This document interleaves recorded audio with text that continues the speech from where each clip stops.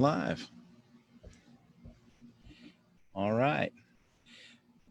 It looks like we would be live now on Facebook, the Mañana No Mas page. Folks that are watching the replay, you're either watching the replay on the Mañana No Mas Facebook page. This may be loaded up to LinkedIn.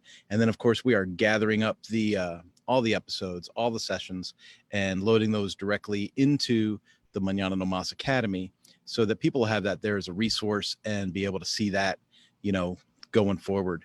Now, I know I threatened to record outside before.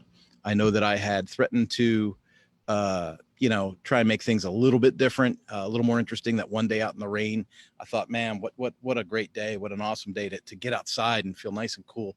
Well, spring has sprung here in Southern California, and my wife's done a wonderful job on the backyard. And I kind of just wanted to show off, her flowers and the peace and the tranquility that is here in the Van Anen household in the back.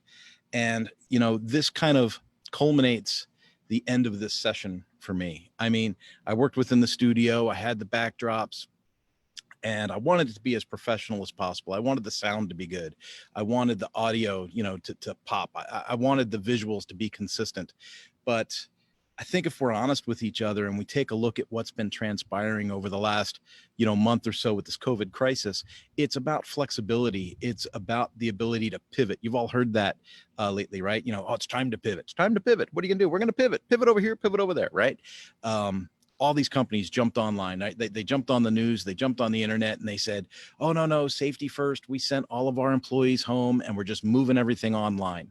And then if you're on my social channels, you saw me get online and go, okay, I help people get online. How are you getting online? Like, what's your strategy? What's your plan? Do you have a plan?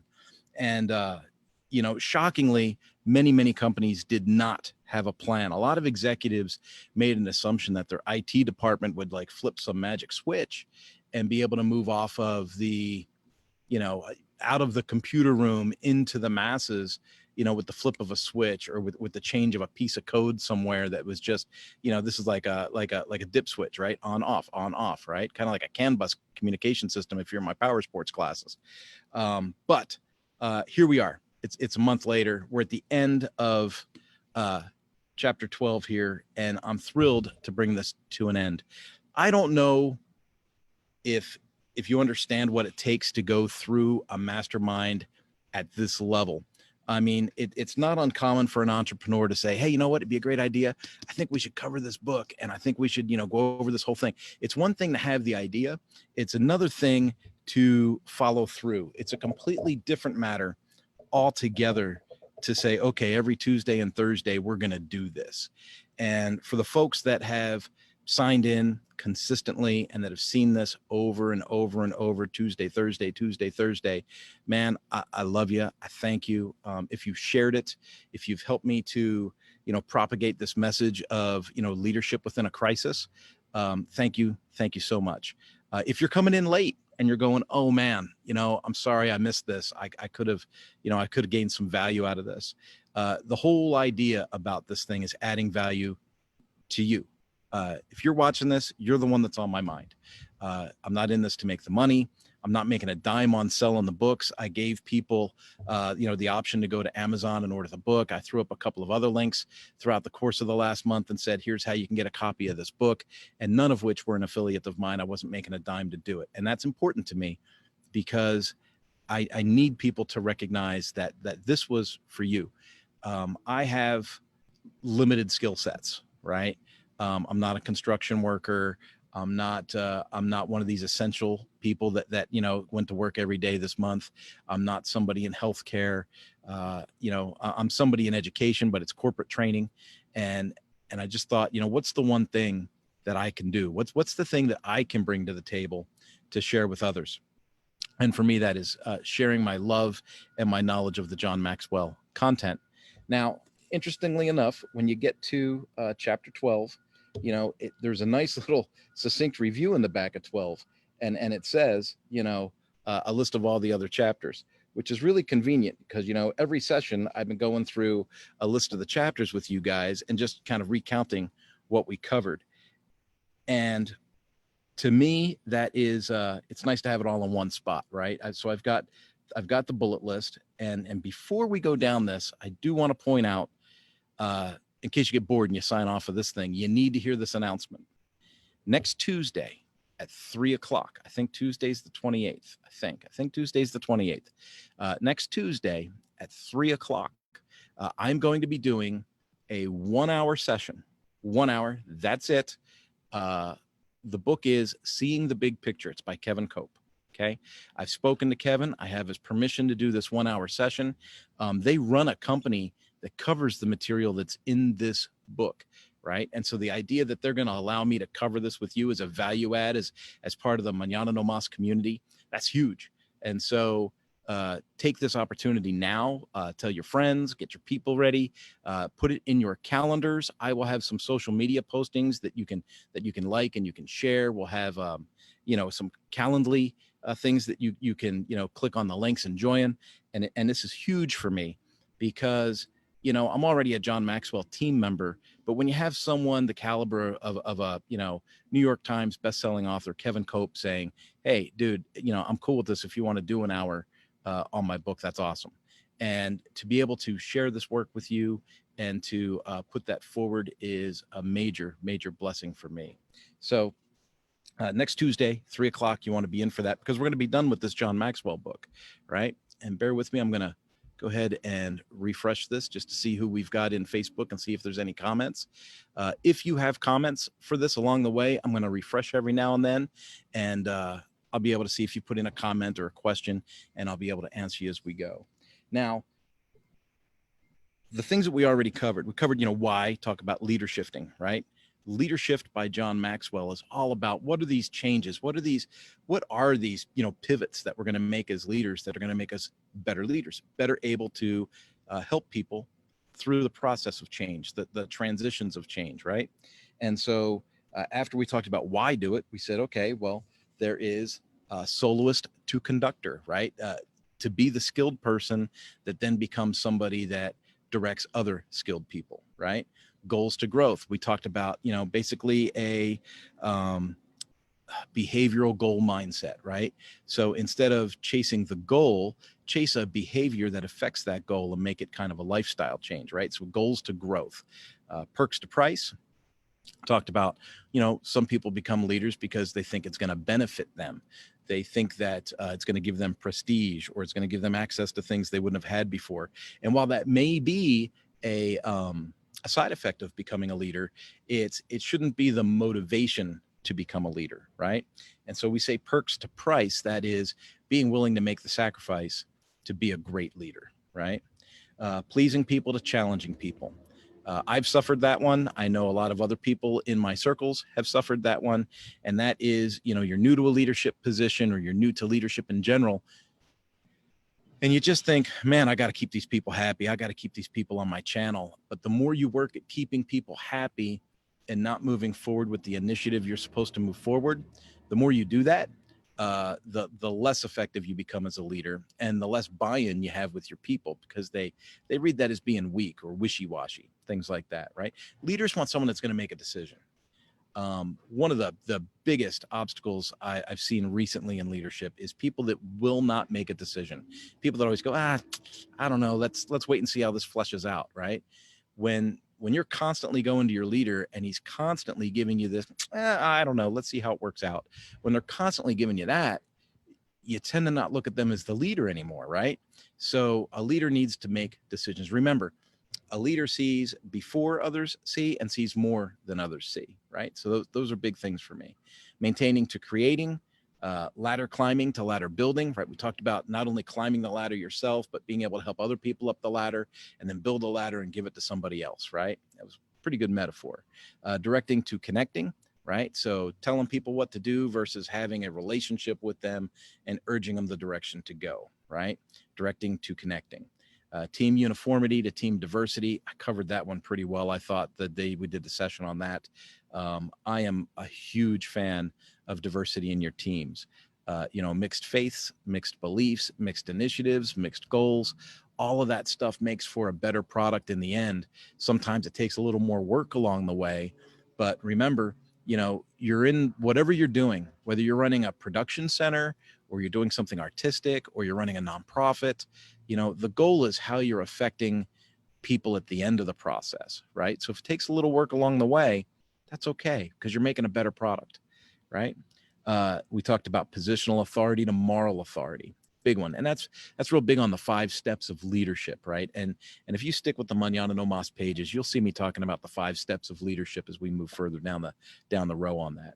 Trained leaders to transformational leaders, right? That was last week or Tuesday, right? Just 2 days ago, we talked about trained leaders to transformational leaders, right? So somebody might learn how to lead, but what makes them a transformational leader? What makes them transformational? And we had discussed that, it's a transformational leader is someone that inspires the people they work with, to become better, to think better, to perform better. It's someone that raises the level of engagement and performance and community to a whole new level, right? So that was a big one, right? And then today we're going to finish up with career to calling. And I'll be honest with you guys, I've got favorites and I've got things that I cover because it's part of the process. Career to calling to me is one of those where, yeah, it's important. John says that, he says the last leader shift should be the most natural shift a person can make, yet many people miss it. They're so busy with their day-to-day existence and with making a living that they don't think about it. And he goes on to say later in this chapter that this is the most important leader shift and part of the reason he saved it till last. But man, I call it the way I see it, and I speak my mind. When I think of career to calling and I read this chapter, and maybe I just need to read it a few more times, but when I read it, I just think to myself, duh, right? Like, I thought that was the whole idea of me growing in leadership. I thought this was the whole idea of me pursuing leadership. And so it says some wake up to an alarm and some wake up to a calling, right? And that's a really great saying. If you're rolling over in the morning and you're slapping the alarm clock because you can't stand to do another day and you're praying for the weekends, how many people listen to Gary Vee, right? If you listen to Gary Vee, hit the heart and, throw me up some hearts so I know that you're in here. But if you listen to Gary Vee, you can hear him talk about, people that look forward to Saturday, look forward to Friday and dread Mondays. Those are the people that he feels sorry for. And I'll be honest with you, I'm in the same boat, right? I'm on a very flexible schedule. So it's not that, whether it's a Monday or a Friday thing, but at no point anymore do I dread, heading into the studio and making content for you. At no point do I dread, sitting down and writing a chapter to a book I want to publish. I'm doing this stuff and the energy, it's almost like it energizes itself, right? And that's because I've found a sweet spot. I found a sweet spot that allows me to pursue my calling. When I built the training site for power sports and marine dealers to help their service business, it was like, hey man, this is a labor of love. This is not, it's work, but it's not really work. I'm doing something I really like to do. And when I go into a dealership that, is operating pretty well, right? Like it's making some money and everybody's, pretty happy and they think they've got the team dialed. When I go to a shop like that and I can see, okay, 2, 3, 4, 5, 6, 8, 10 things. Okay. I hang out for a day and I go, man, I got 10 things I can help this dealer with. I get so excited to have that follow-up meeting and process that needs assessment and go over that with somebody. I get so excited because that's my calling. That's my drive, right? I like to help those particular businesses increase, their sales and their cash flow. And that's my calling. So, if you haven't quite figured out what your calling is yet, then this is the chapter for you, because John helps draw out some of the concepts that help people find their calling. We'll flip over to page 236. If you have a copy of the book, 236 is where we are at. John's got a few things in here. He's got 3, 4. Okay, he's got 3 things right at the beginning that say, what's remarkable is that an individual falls into 3 categories, regardless of the industry they work in, social status of their profession, their pay, or their title, right? And he's talking about, what do you do? what do you do for a living? How do you provide for yourself? And he's talking about people that work, and he's saying, if you have a job, you're going to fall into one of three categories. And those three categories are, you do the job, right? So you show up and you do the job. The part I highlighted here was, a job is not your calling. And no matter how much money it will allow you to make or how it allows you to serve people, a job is merely a vehicle with the potential to take you toward your calling, right? So what we're saying there is, a job's a job. Like, you're doing it because you got to do it. And it might be a vehicle to get you towards your calling, but it's not necessarily your calling, right? The second one, you build a career. Most people would acknowledge it's a step forward to think in terms of developing a career rather than just holding a job. Okay, I'll give you that, right? And it goes to that. So you got people that do their job, and you got people that are building a career. The next level is people that are fulfilling a calling. And a calling is a whole different matter. In fact, author Frederick Buechner, I think Buechner is how you would say his name, he said that our purpose is that place where your deep gladness meets the world's deep need. It's important. That place where your deep gladness meets the world's deep need, right? I think about the calling I have, right? And of course, it's all about me. When I see these power sports dealers and how they operate, and I understand how dealerships work, I've worked at a bunch of them, and I understand how people get into the positions they hold. I understand why the service writer is the service writer, and I know why the lead tech is the lead tech, and I know why the parts man is the parts man, right? But I also know the type of training and the type of environment that those people were brought up in the industry around, what their environment was. And I'm very cognizant of the lack of training that they receive in building relationships and communication.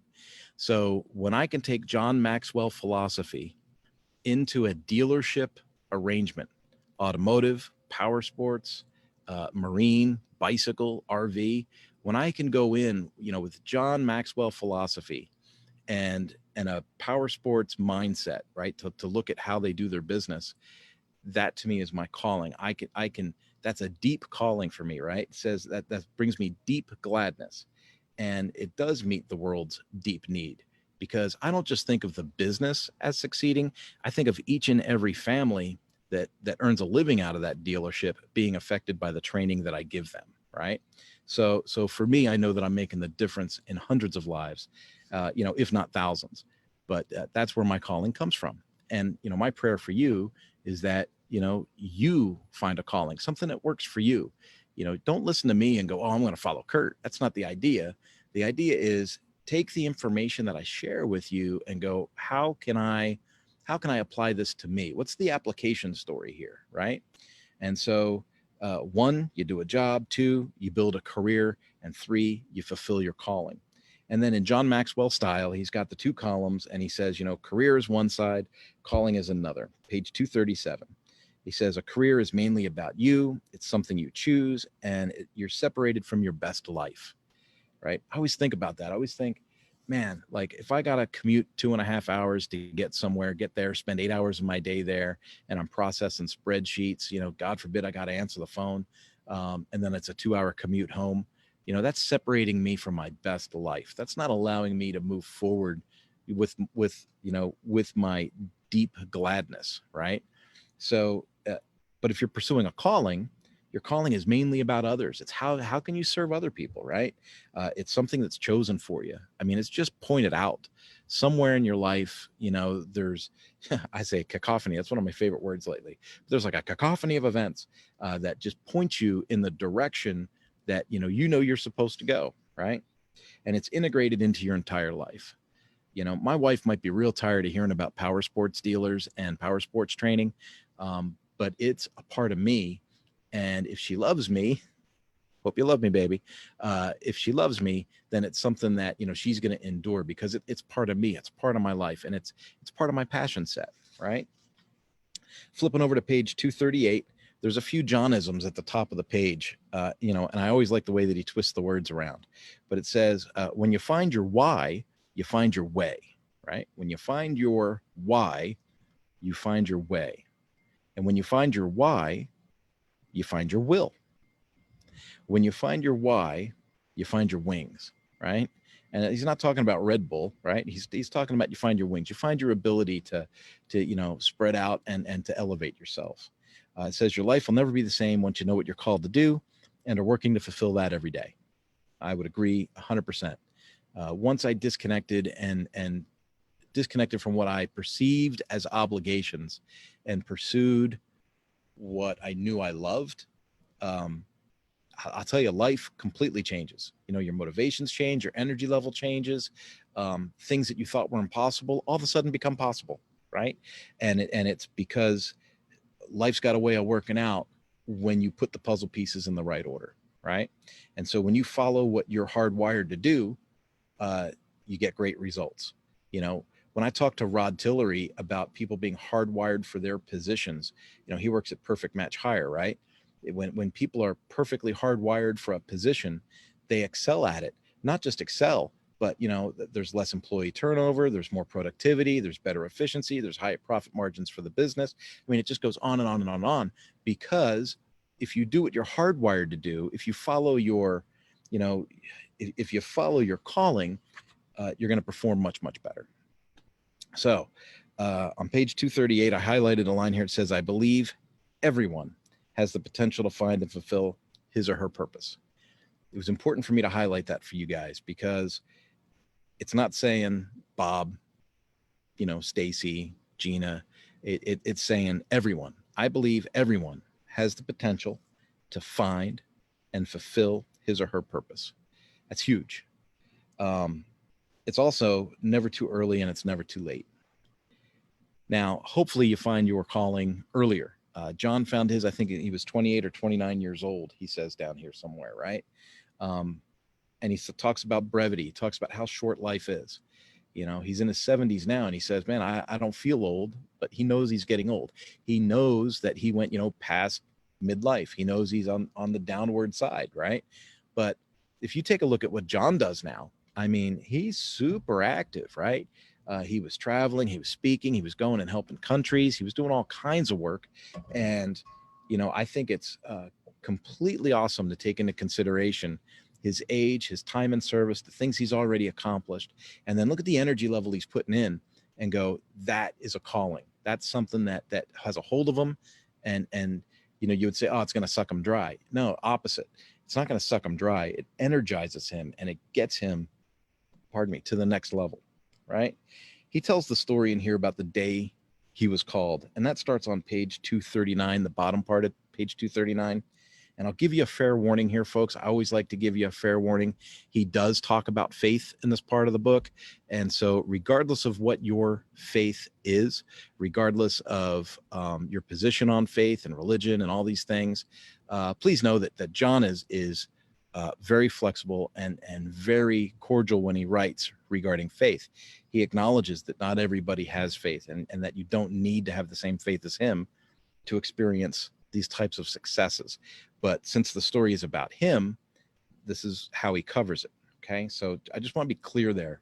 And I want to make sure I give you the warning, because I don't want you to think I'm trying to beat you over the head with my Bible or something. Right. But he says, for all Christians, there's a general calling meant for everyone. Jesus said, let me tell you why you were here. You're here to be salt seasoning that brings out God flavors on this earth. Here's another way to put it. You're here to be the light bringing out God colors in the world. Christ followers are in this world to be salt and light. Salt makes things better, and light makes things brighter. The wallpaper on my iPhone has a picture of a salt shaker and a light bulb with the words, be these, to remind me every day to try to make the world better and brighter.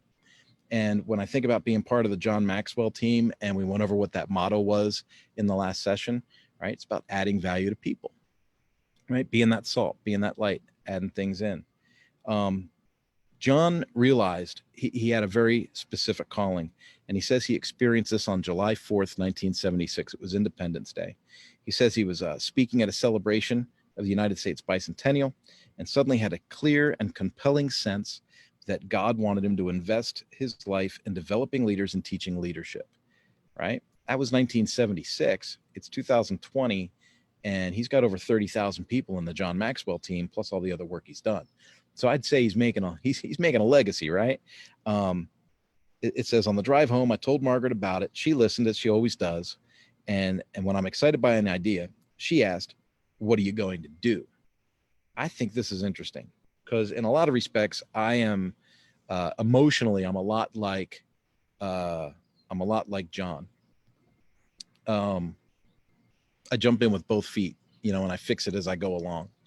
And he responded to her at that time. He said, nothing. And she was surprised, because he usually dives into things. And then he said, if this is a calling, then the doors will open, right? And then they did. Remember what I said earlier? I said, if you're following your calling, things just seem to fall into place. Things just become easier and easier and easier. I put here the characteristics of calling.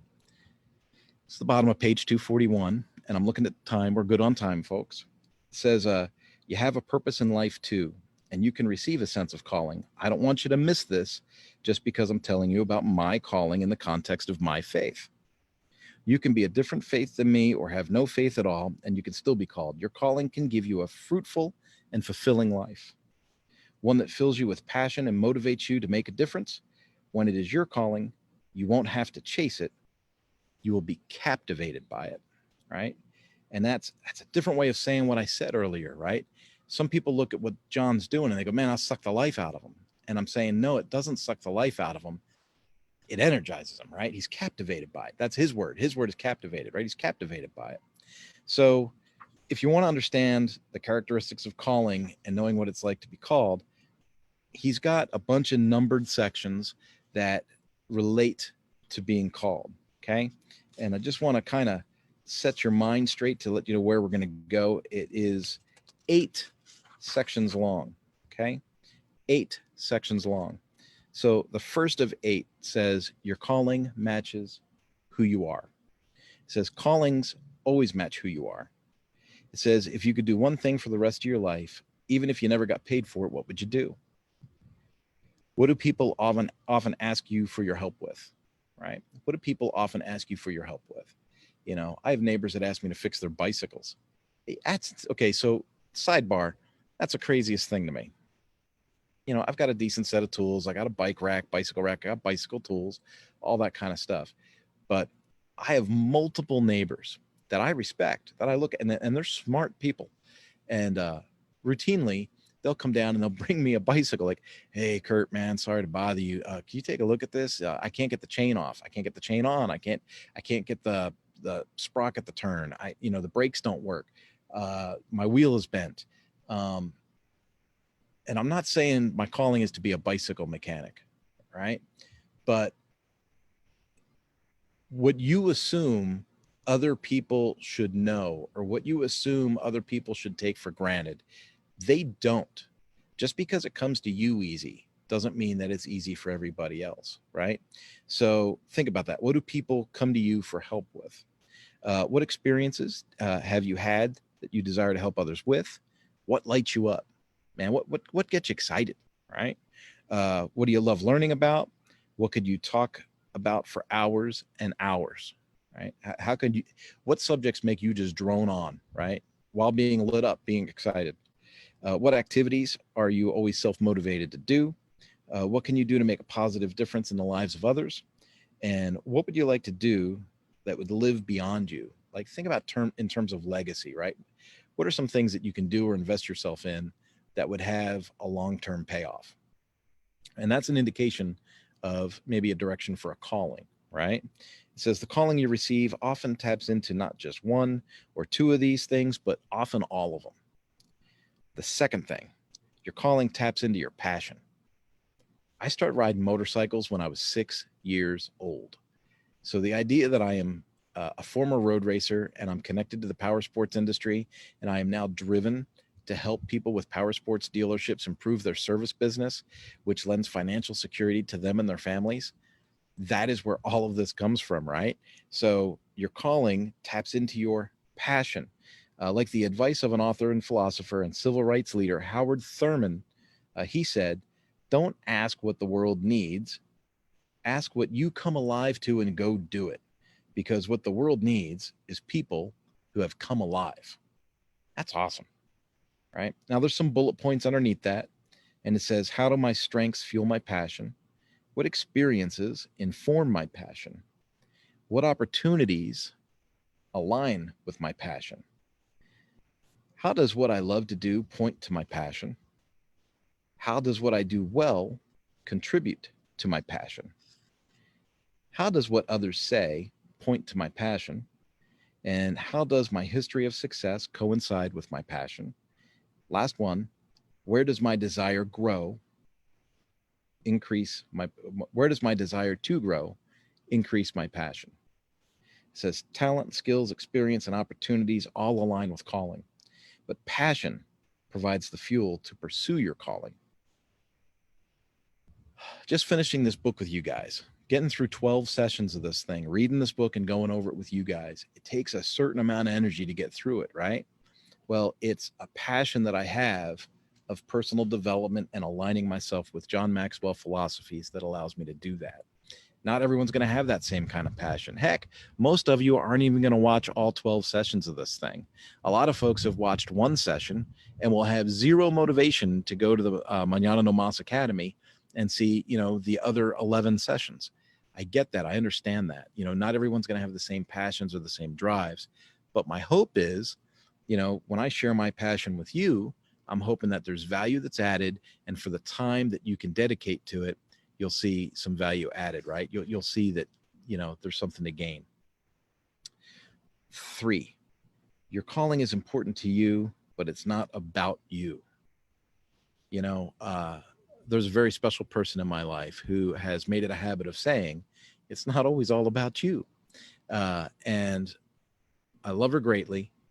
And sometimes it is sobering to think it's not always all about me, right? But your calling is important to you, but it's not about you. A true calling is never about the person being called. It's about helping others. So when you pursue your calling, it's really selfish to not share it with others, right? Like if you're an artist that locks yourself in a studio and never shows anybody the paintings, that's selfish. Somebody needs to see them, right?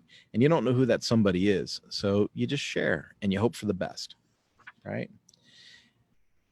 In that section, there are some bullet points. It says,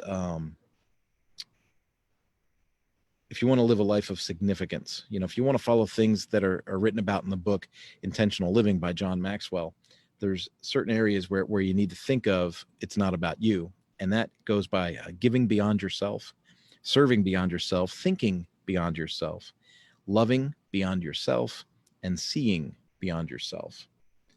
And that takes us to section 4. It says, your calling is bigger than you. Now, this is interesting to me. Oh, thank you.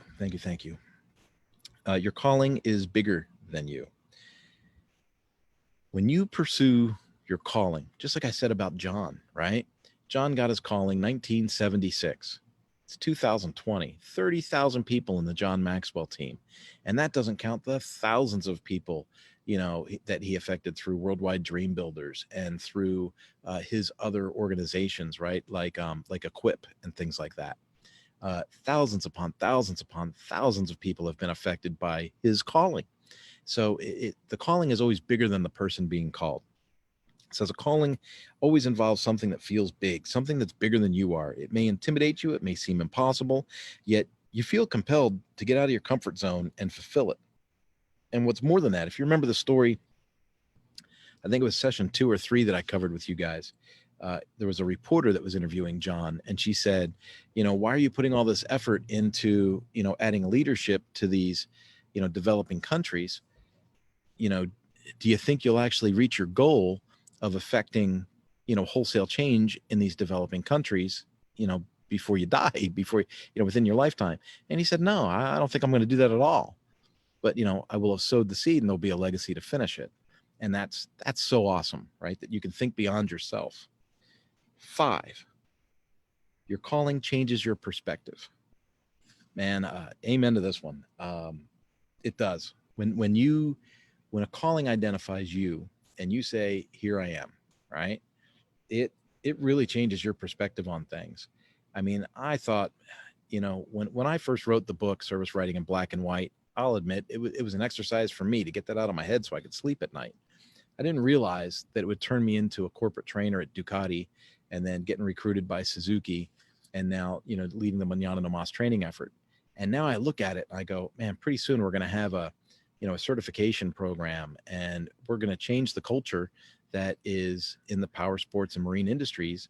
And we're going to help people, not just the people at the dealerships, but the people that own the products, right? We're going to make the customer experience better. We're going to, all these things, all the things that you can positively affect. So it changes your perspective. It says, having a calling makes you see the world differently. Where you once saw only obligations and responsibilities, you will begin to see options and opportunities. I highlighted that last night when I was studying, getting ready for the session today. And all I could think about in that sentence was the COVID crisis, right? That's how much this has affected me right now. I'm saying wherever there's obstacles, there's opportunity. Whenever there is a disruption, like, hey, we're going to turn off the economy, right? That's a disruption. So, hey, there's a disruption. Wherever there's disruptions, there's generally opportunities. Where do those opportunities come from? How can I identify some of those opportunities? And then it says here, having a calling makes you see your world differently. Where you once saw obligations and responsibilities, you will begin to see options and opportunities. I encourage you wholeheartedly right now. Now's the time to, start looking for options and opportunities. Absolutely. There is a long comparison column here about responsibility perspective versus opportunity perspective on page 245 and 246. For those of you that you cover on your own, and people that, there we go, and people that are following this on the Mañana No Mas Academy, they obviously will be able to follow it along inside the lesson. 6. Your calling gives you purpose. I don't want to go into this one too deeply because I think you understand exactly what the heading means, right? Your calling gives you purpose. So a part here that I highlighted was from Seth Godin, right? Seth Godin's a pretty famous author. And he says, Seth Godin was talking to these people when he said, instead of wondering what your next vacation is, maybe you should set up a life that you don't need to escape from, right? It's kind of like that whole Gary Vee thing I said earlier, right? Like if you hate Mondays, you got to start thinking about what you're doing, right? There's some bullet points at the bottom. It says, purpose will motivate you, and that's passion. Purpose will keep your priorities straight, and that's discipline. Purpose will develop your potential, showing your stretch, right? How do you stretch yourself? Purpose will give you power to live in the present, which is awareness. Purpose will help you elevate your progress, which is growth. Purpose will direct your habits, which is consistency. And purpose will perpetuate an intentional lifestyle, right? And there's all kinds of books out there that use the word intentional in the title. There were radio shows called Intentional Living, right? When your purpose perpetuates an intentional lifestyle, I think that's where significance really does take over. When I'm getting invited to be on podcasts and stuff like that and asked for, my opinion for an audience outside of my own, I'm not going to lie, that feels pretty good. And that to me is an indicator that I'm beginning to exercise my purpose, right? And I'm beginning to see a little bit of significance in the work that I'm doing. So that's kind of how I monitor some of that. 7 says, your calling helps you overcome obstacles. And right now, my friends, is this is a big time for obstacles. Folks are dealing with all kinds of stuff. People are having children home when they're not used to having them home. People are stuck at home instead of going to the office. You might have had activities you did, like going to the gym, things like that you can't do right now. And there's a lot of things going on with that. So how do we overcome obstacles? Dave Ramsey says in this section, higher calling matters. When you care so deeply about the why you're doing what you're doing, then and only then are you operating in a way that allows you to overcome the obstacles. At the beginning of this session, I said, it's like following those missing puzzle pieces, right? Like everything lines up.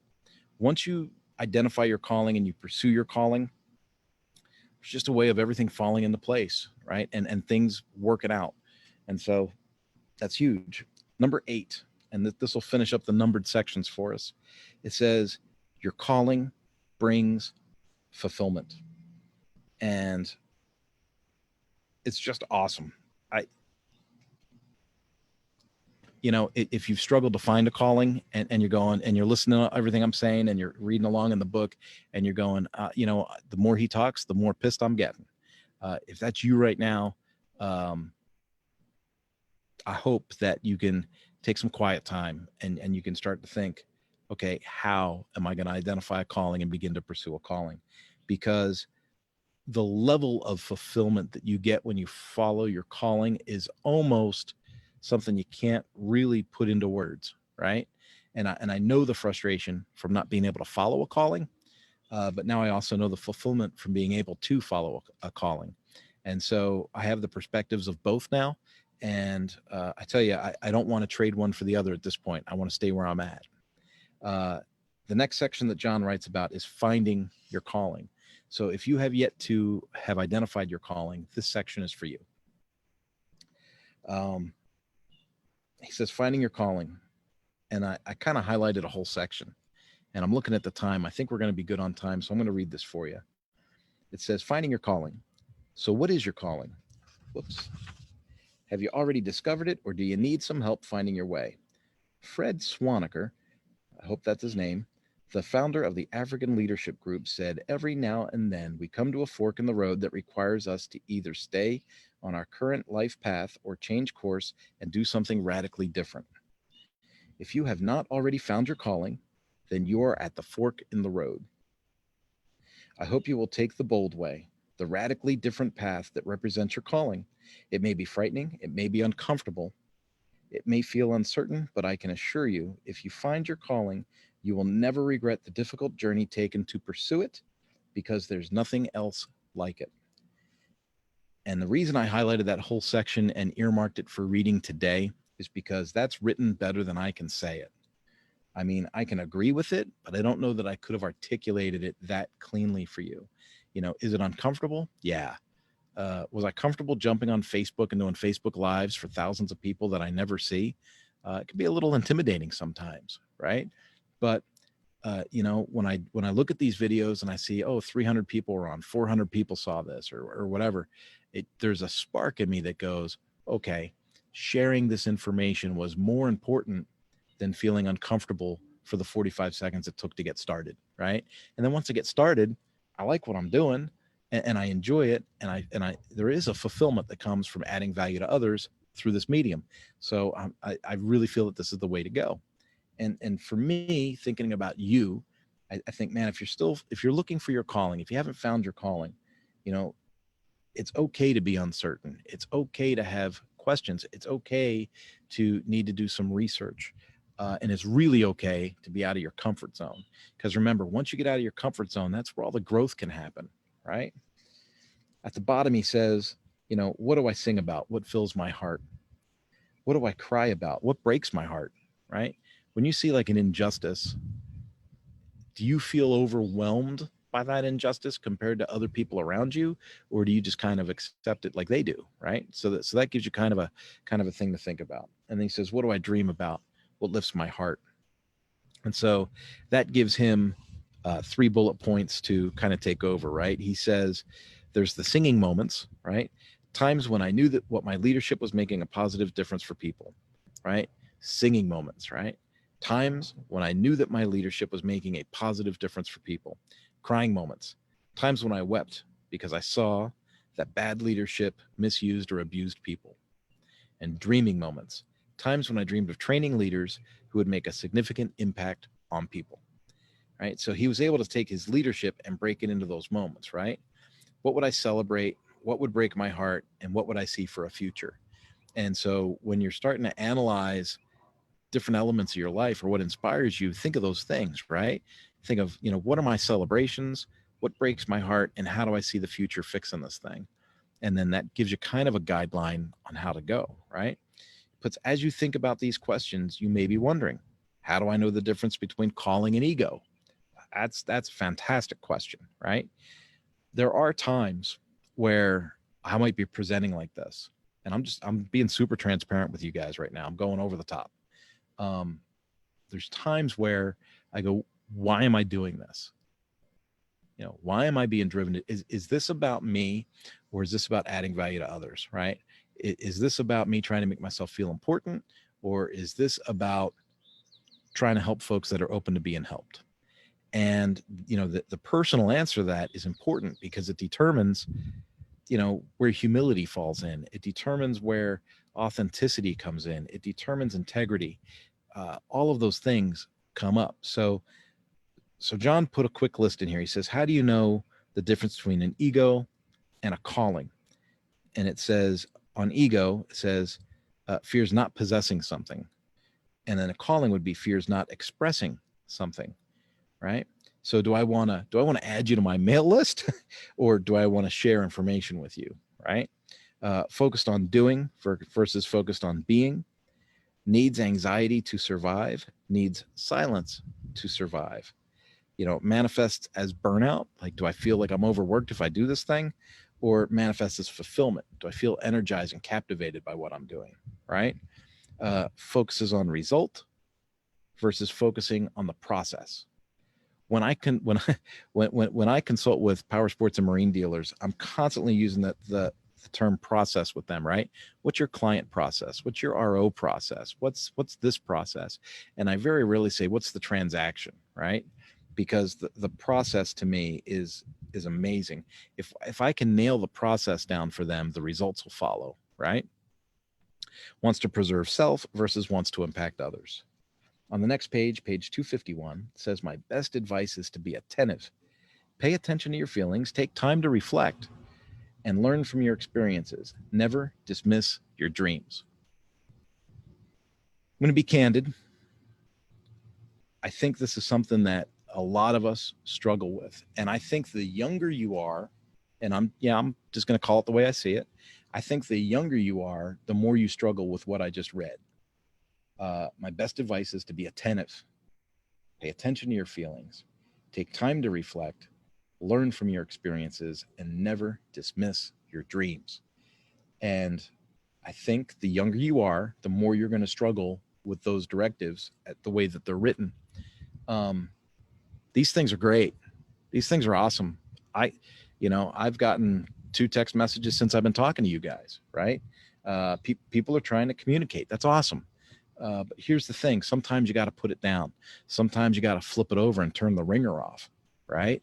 If you're not giving yourself time to pay attention, if you're not giving yourself time to feel, to experience what's going on around you, time to enjoy the environment, and if you're not taking time to reflect, right? If you're not taking the time to really process it and really reflect on what drives you or what makes you happy, if you're just going through the motions and then, sucking up your time with TikTok, and I'm guilty of TikTok. I'm a fan. I've become some kind of weird, 50s plus TikTok addict. It's actually pretty sad, but think of the hours that could consume if you let it, right? And so, pardon me, but if you don't keep that in check, you will allow yourself to lose sight of potential callings and things that are really engaging for you. So I think that's huge. On page 251, he transitions from identifying your calling to maximizing your calling, right? And there's just a few things on maximizing the calling, and that'll close us out for today and close us out for the Leadershift series. Again, I say, if you want the whole series, just go to mañananomas.com, click on Academy at the top, and you'll see a course in there called Leadershift. And I've got a few free courses in there, and Leadershift is one of those free courses. And so, just sign up, enroll yourself in that. It's free. I'm not going to sell you anything. Just jump in and you can see the whole series in there. But it says here how to maximize your calling. 1, integrate a daily focus with a long-term perspective. That's huge. Integrate a daily focus with long-term perspective. John writes it down, and I thought this was interesting because it reminds me of the behavioral-based goals or the perks to price model, goals to growth model. What he puts here is he says, I think of this as using both the clock and the compass, right? So think of the clock.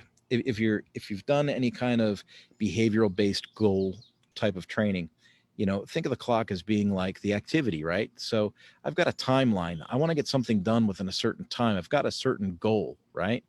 But the compass, well, that directs my overall direction. The term true north, right? I want to continue true north. I want to keep getting better, drive my lifestyle in a direction that is based on improvement. And then, of course, the clock signifies, well, I've got some goals I want to get done by a certain time. And I think anyone that teaches any kind of goal-based training needs to be very, very realistic.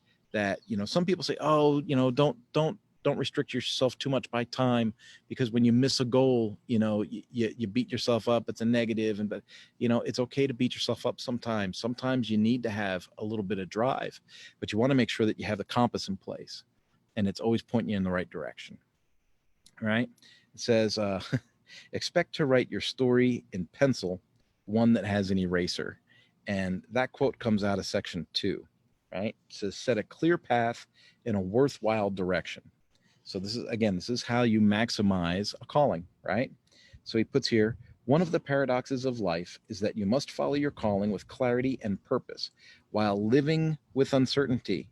Think right now, right? The COVID crisis, living with uncertainty. Stores are closed. Are you essential? Are you not essential? Yeah, too bad you don't get to make money this month, right? So living with uncertainty. Goes on to say, so go forward in a direction that is worthy of the expenditure of your life and go with confidence, but expect to write your story in pencil, one that has an eraser. I think that's huge. You have to have goals and you have to have drive and you have to have a direction to go in, and you want to be pursuing things, right? The clock and the compass. But you also want to know that there's certain elements of life, there's certain phases, there's certain seasons where there can be uncertainty. And you just have to deal with that uncertainty and push forward and know that sometimes you got to erase a plan and change the plan a little bit. And that's why he says, write your story in pencil, one with an eraser, so you can always start over. Section 3 says, ask others to join with you in your calling. Again, transparency and vulnerability on my part. This is one of my weaknesses. It wasn't until very recently that I was like, wow, I really need to get some people on board to help me with stuff. When I was growing my power sports training business, I thought, well, I'm going to build the content. I'm going to build the website. I'm going to write the books. I'm going to publish the books. I'm going to ship the books. I'm going to make the phone calls. I'm going to do the Zoom meetings. Right? And so it was all about me. And while part of that calling was to help others at the power sports dealers, like I described earlier, I didn't make room for people to join my team, right? And so when my marketing failed, when my sales calls failed, when my paid advertising failed, it was really hard for me to process. But then I came to realize, here's the deal. I need to ask others to join me. I need to cast a vision for them, let them know what I think success looks like, and then leverage their skills and abilities and make things better, right? It says, because every person's true calling is bigger than the one who has been called, it always requires the aid of others to fulfill it. Share your calling with people. It can be nerve-wracking. We can go back to uncomfortable, right? It's uncomfortable. It's out of the comfort zone. And there's a little uncertainty, right? People might call you crazy, but you'll find people in your circle that can identify with it, and they'll have a skill set, or they'll have energy, or they'll have the ability to assist you, to help you. And man, you need to grab onto that, because that is an asset that is not easily replaced, right? I'm not saying to go make partners of everybody, because, friendships and partnerships sometimes aren't the best combinations. But, leveraging somebody for a skill or a task and casting your vision with them, that can be an awfully fulfilling experience. And so I really recommend people to do that. He puts here, and I highlighted the whole paragraph, it says, perhaps this is why the most extraordinary leaders do not see personal success as an end in itself. They realize that their impact on this world rests in the hands of those who follow. Martin Luther King Jr. preached on the evening of April 3rd, 1968. I may not get there with you, but I will know tonight that we, as a people, will get to the promised land. And the next day, King was assassinated. His influence had just begun, right? We have Martin Luther King Day, right? I mean, that guy has lived on with a legacy well past making that talk. It says on the day after his death, millions already stood on King's shoulders. By the turn of the 20th century, that number had increased to hundreds of millions. And at the end of the century, whether they realize it or not, billions will lead better lives due to King's efforts during his all too brief 39 years. That man was only 39 years old when he got assassinated, right? But he leveraged other people and he made his calling bigger than himself, which is amazing. We already went over the previous 11 chapters, right? That's kind of what I opened up with. And that brings us to the end of Leadershift, chapter 12. Once again, I think I'm a master at time. It is 3:57, so I did a good job of honoring your time. I am super thankful that you've had the time to spend with me and to come and hang out and do this. The Facebook Live thing is, I'm not going to say it's new to me because now I've done a bunch of them, but it's really fun to get you guys in here and to, kind of manage comments and see what's going on. And, I like to see the shares. I mean, if you guys can share this with people on your pages and your groups, that's amazing. I know that doing this Leadershift package has opened me up to a couple of new podcasts to guest on, which has been fantastic, right? That's part of that perks to price thing, right? I gave up a little bit of time. I led this book study, and now I get the perks of being on people's radio shows, right? So that's a perks to price example. Whenever I teach a John Maxwell work, whether it's 21 Irrefutable Laws of Leadership, Intentional Living, Everybody Communicates but Few Connect, this book on Leadershift. Whenever I go through these books with you guys, there's a difference in reading a book and then reading a book so you can share it with others. And I've said this before. If you read a book with the intention of sharing it with others, you take it on at a much deeper level. And it's amazing to me when you can see life points out so many things that we focus on in the books, and you're able to make cognitive, real-time decisions and affect people's influence in real time based off the information you focus on, right? Let's say you want to buy a new Camaro and you're like, man, I'd really like to get a red Camaro. I'm just bringing this up. You said, man, I'd really like to get a red Camaro. You just don't see too many red Camaros. Man, I'd really like to get a red Camaro. For the next month, you're going to see nothing but red Camaros at red lights and stop signs, right? You're going to see red Camaros everywhere. And you're going to say, man, you know what? I don't want a red Camaro. You know what? Screw it. I'll get a Corvette instead. Next thing you know, you'll see Corvettes everywhere. And that's just a thing, right? Your brain will focus on what you've seen most or what you've concentrated on, right? And so when I study this John Maxwell content and I employ the John Maxwell philosophy in my daily life, and I use the John Maxwell philosophy when I consult power sports dealers, I consistently see ways to interject this philosophy or these tools into my daily life. My prayer is that if you've seen any value in any one of these sessions, that you would consider going deeper on the John Maxwell content, whether you hire a trainer like me to do it virtually or to do it, in Southern California with you, or if you want to fly me into an event, that'd be fantastic. Actually, that'd be great. Or if you want to become a John Maxwell team member yourself and do that, get in touch with me and I'll outline, ways to get you into that system and to get you in there. They've got an affiliate program and I would love to sign you up and get you going or get you pointed in the right direction. That said, all of these sessions will be in the John Maxwell. All these sessions will be in the Mañana No Mas Academy under Leadershift. So you'll be able to see that. And I would appreciate any feedback or any shares that you can put out on this content.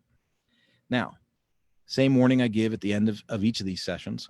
I'm going to allow anyone that's not interested in prayer to go ahead and sign out of the meeting or turn off their Facebook Live, right? But I do like to close these sessions out in prayer. And so anyone that would like to hang around for prayer, you're certainly invited to do so. And then at the end of the prayer, I'll go ahead and say my final goodbye and hang up on the share. All right.